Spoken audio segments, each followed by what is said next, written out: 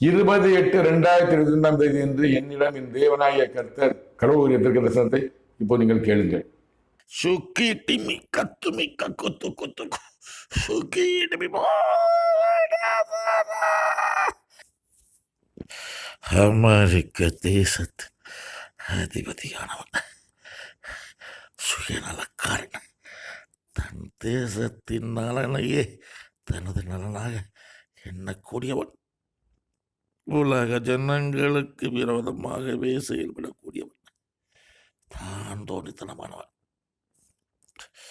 அவனுக்கு விரோதமாகவே நான் என் கரத்தை நீட்டுக் கொண்டிருக்கிறேன். அதிபதி வேதனைப்படுவான்.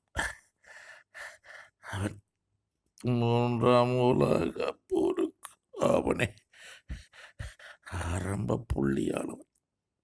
இஸ்ரேல் பாலஸ்தீன போரை